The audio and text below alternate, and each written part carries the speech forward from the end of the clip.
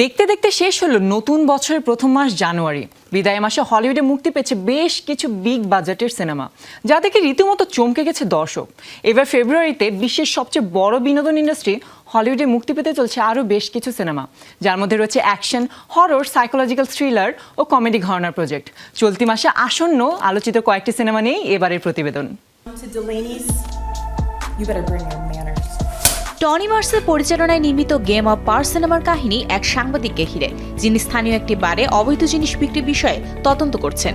তবে হঠাৎই তাকে একটি অপ্রত্যাশিত চাকরিতে যোগ দিতে হয়, যেখানে তিনি রাজনৈতিক দুর্নীতি ও বিভিন্ন গোপন হত্যা রহস্যের তথ্য উদ্ঘাটন করতে থাকেন। সিনেমাটি মুক্তি পাবে ফেব্রুয়ারির শুরুতেই 2 তারিখে। অভিনয় করেছেন ব্রুস ডেভিসন, টবিন বেল ও এরিন উস। Do you think I just woke up one day as a top-selling realtor? You won the ring. এদিকে ফেব্রুয়ারি 7 তারিখে মুক্তি পেতে চলেছে জনাথন ইউসেবিওর অ্যাকশন কমেডি সিনেমা লাভ হার্টস।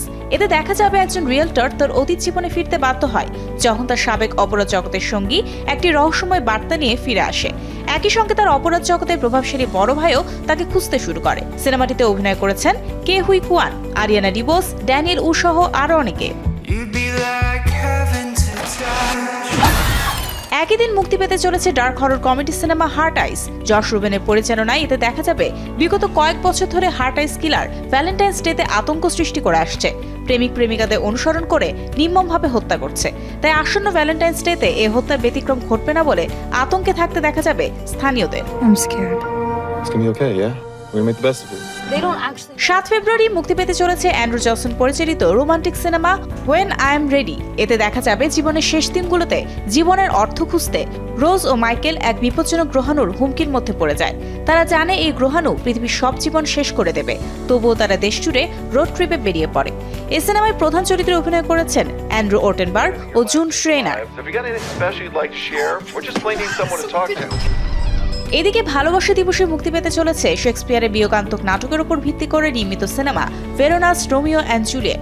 অভিনয় করেছেন জেসন আইজ্যাকস, ডেরেক জ্যাকোবি ও Rebel Wilson.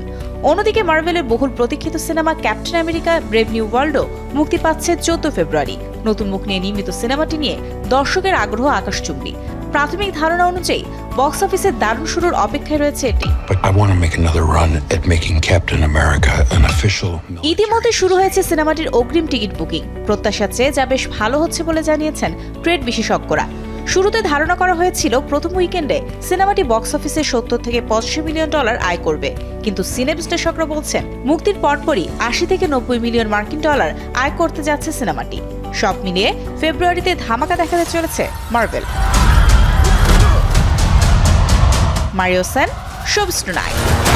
Global power is shifting.